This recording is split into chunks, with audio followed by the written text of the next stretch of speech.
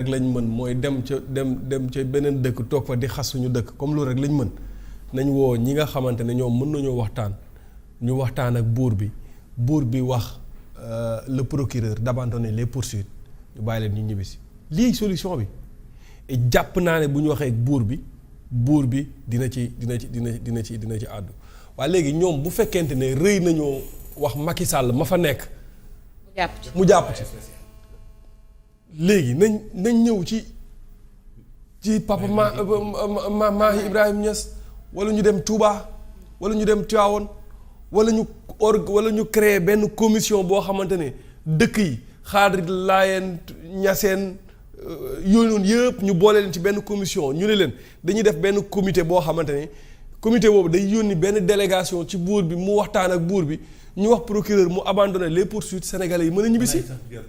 commission maanaam. ay relation yoo xam ne personnel nit ak nit. waaw comme ki mu wax muy bàyyi maa yi keneen ku mu wax. waaw xam nga léegi comme ñoom laa la wax. fekkee ne mënuñoo dem directement ci ñoom sëñ Maodo Sy bu Dabaax tey buñ ko waxoon ni ko demal sax mën naa régler problème bi. léegi ñoom loolu laa lay wax léegi ñoom bu fekkente ne mënuñoo dem directement ci sëriñ si wax ak ñoom palais présidence am na haut commissariat des affaires religieuses. oui. mais kooku noonu nañu yónni commissaire boobu noonu. imam boobu kenn du ko woo benn religieux du ko woo ba jot ko. kan waajooju kenn du ko woo boo ko messager du tontu. imam bi yor au commissariat bi nekk pale bi nekk pale ñëpp a ngi koy jooy. doo woote ba jot ko doo message ba mu tontu la. luñ koy jotee mais kon kooku luñ koy doyee. luñ koy doyee. waaw luñ koy jotee. doo bind lettre mu tontu la. nga jot ci seen tontu tey xam nga ne doléance lañ lay doyee. xoolal doo bind lettre mu tontu la doo ko woo mu décroché la doo envoyé message par SMS. mu tontu la est-ce que du mais lu scandale est-ce que nomination bi du tuur kese moo fa nekk. moo fa ah non quand même mais tamit wuyul wax day dalal xel. ñu message la nga tontu. dëgg la quand même. problème bi daal lii moo koy régler mu jeex tàkk. moom diplomatie ñaari dimension la am. oui.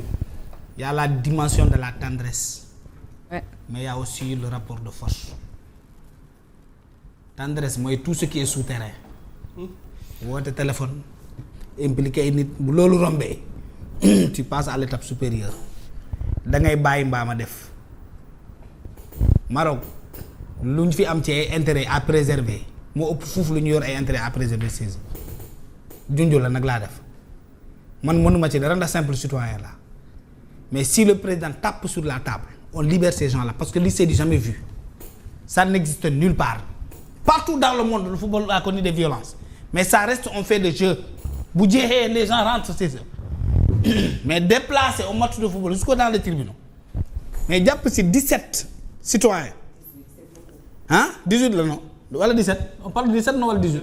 17 wala 18. 17 nga jàpp ci say doom ci lu nga xam ne ci mbirum football la nga toog di noos di jël ay avion militaire di dem naa ni Café Touba Kédougou ak Tamba te say doom ñoo ngi leen di emprisonné fale feeñul sa kanam mosoo ci prononcé ni sur ta page Facebook c'est que tu es sur une logique d'abandonner ou de laisser le temps au temps pour que règle une question ponctuelle qui est là bi Ousmane demee waa parce que fii lañ nekk ci jubilé il va revenir avec nos enfants là lu mu fu mujjee. mais taxawaayu fédération bi. mais fédération mën na ci le président du. mënuñu ci dara li c'est une question d'état maintenant. mais solidarité bi. c'est une affaire d'état def na ko defuñu ko loolu moo romb na.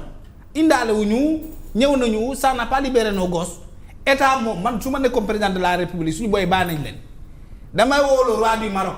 tu as un pouvoir tu as une influence de grâce kii wax na ko Maroc bu boobu waxee kenn bu ci teg baat dem nañ ba nee nañu mooy seen patron ci yàlla c'est leur intermédiaire entre eux et Dieu ci diine bi loolu lañ bind ci seen texte yi. est-ce que du buur bi waaw ni ko xam ne nee nga moom mooy intermédiaire entre yow ak sa diine ak yàlla kooku fi ñu ko teg bari na kawe na lool mën na toog suba booy ñu jox leen jet privé ñu andiwaat leen fii jox leen per diem jox leen serite ñu dugg ci marché Maroc yi Rabat jënd lu bari indaale ko. mais nee nañ buur bi mais daa dafay feebar fekk nga am taxawaay boobu mais non buur du feebar. dak yaa nga fa. voilà buur du feebar buur du dee. dara ñu ko jot mais ñun ñi nekk fii ñoo amul ponti boobu ñoo amul doole boobu néew la dëgg ah. léegi bu doon beneen président la ci beneen dëgg jeex na yàgg na. mais toi tu n'as aucun moyen de pression aucun moyen de pression toutes les banques en centre-ville la banque marocaine lañu. ñoo fi ëppale banque. ouais. lu ñu investir ci Sénégal ñu investir ça c'est vrai foofu lu ñu fi investir. oui s'il y a bu amee ku ciy perte ñoom ñoo ciy perte dara ma ne da ngay woo buur bi nee ko sëñ bi lii boo ko deful ñun nii la ñuy def bàyyi sama doom bi sinon on va rompre tel contrat tel autre contrat. Y a plus d'étudiants marocains au Sénégal qu'au Maroc que des étudiants sénégalais au Maroc. C'est des contrats, ça c'est des contrats signés. Décembre 2024 bu ñoom Diomaye ñëwee signé nañu benn convention pour lu mel nii bu amee échanger. ratifié.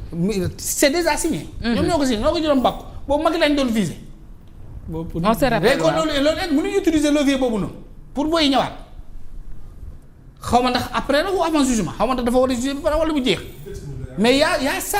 On parlait de détenus, je pense. Mais mu ngi nii nous avons des détenus au Maroc ñu football moo leen fa yóbbu c'est pas des criminels des agresseurs ils n'ont rien dit de grave ils n'ont rien fait violence match loolu dafa yàgg man ko daafee ay jaasi la ñuy génne benn booy du ci tëj prison bu paree dañ leen di bàyyi ñi bii ñu sanctionné équipe bi et puis mu jeex on nous a sanctionné non seulement on nous a sanctionné l'équipe nationale notre entraîneur mais on continue de détenir nos enfants. Et puis ñu opposé wuñu ci sanction bi jéemuñu interjeter appel on s'est soumis aux sanctions vraiment je pense que ñu ngi doon respecter suñu diggante ak président nañ jël convention yenn convention yi mu yónnee ko buur da koy transférer nekk bu libéré pas on va suspendre tout cela mu jeex takk.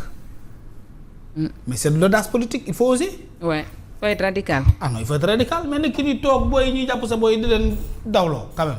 daal ces trucs là rafetul ah bon. C'est dommage diplomatie aussi c'est une réalité boo xam ne day wone dayoo yi ñu yor nguur bi fu ñu toll ñii ils n'ont pas ce parcours ils n'ont pas cette relation te ba pare rëy nañu dañoo rëy. ayca diplomatie loo mënul keneen moo la koy defal. loolu mooy dëgg. Tu n'as pas de compétence tu n'as pas de relation. passe par Serigne Maye Niass passe par Tivaouane passe par Macky Sall implique des gens souterrainement ñu dem di jënti ko. Ouais. Ça devrait être un truc vraiment très simple xaw ma lan moo tax mu xamaat rebondissement yu métti yi ak itam justice ba di grève rek kañ lañu nar a àtte sunu doom yi loolu itam question la et puis seeni wayjur yi nekk fii itam dañu nekk ci njaaxare comme ni ko Ahmed waxee équipe nationale bi ci boppam ñoo warul woon dem bàyyi fa seen ay supporters je pense que bu ñu battroon le fer ca ba muy tàng aujourd'hui tout ça là serait de l'histoire ancienne en tout cas il faut que nos autorités de tutelle ak la fédération ñu booloo lépp lu ñu mën ñu def ko pour xale yi ñibbi si fii ci réew mi ak képp koo xamante ni itam mën nga cee jàpp ba ñu ñëw parce que fii la ñu jàpp suñu militaire fii Casamance fii kan moo leen libéré du Aly Ngouille Ndiaye mu ànd ak waa Touba dëgg na waa Touba Cheikh Sidia. fekku leen fi. kañ. c'est vrai ñu ngi doon dund kay. on se rappelle ñaata yoon la waaj ñaata weer la def ci àll bi fee ak muy dundee ñam bi. xam nga ñam bi àll. xam naa ñam bi moom la daan dundee de. fay laa fali Aly Ngouille Ndiaye ak Touba qu'est-ce que l'État a pu faire. ni suñ ci communiquer même cette libération là dire pas moo ñuy xamal ne bàyyi nañ leen. point final. Est-ce que nous avons une république? Est-ce que nous avons des gens capables de défendre ce pays? Nous n'avons plus un pays. C'est grave réew mi fi mu toll nii ku nekk. Casamance gi nga xam ne drone bu ko tiimee nga gis ñëpp. ku nekk nga na nga. moo tax ñun drone moom dañ ko war a interdire dans la zone sud. parce que bari na fa ay toilettes yoo xam ne c'est des toilettes à ciel ouvert non c'est vrai. non mais diggu bopp rek ngay gis moom garaaw. ah parce que day dalay tiim. waaw diggu bopp daa fekk amoo débordement. bon amul débordement ñu nga gis de.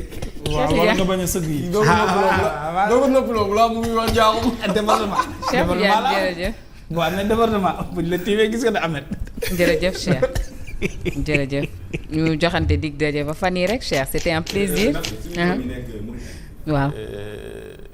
mooy 4 séjours yi. nga xam ni coow lu rëy la woon premier ministre demoon na fa. ministre des loolu c'est annulé non. teel a wàllu gën a aay. seen problème mooy. dañuy non loolu éradiqué nañ ko. maladie boobu. non léegi jot naa ay information léegi nii jot naa ay information da ngay dem dagg ji carte séjour yor reçu bi bu la police jàkkaarloog yow li muy def mooy de. jàpp la refourlé te pourtant reçu bi nga yor carte bi génnul mais dañ lay refourlé. waaw dañ ko gën a yaatal parce que jot naa ay audio jot naa ay ce matin ay appel jot naa luy wane ni. doomu Sénégal yi ba léegi ñoo ngi dund ci carte séjour yooyu affaire yu méttee métti. Ça c'est du ressort du ministre des Sénégalais de l'extérieur non.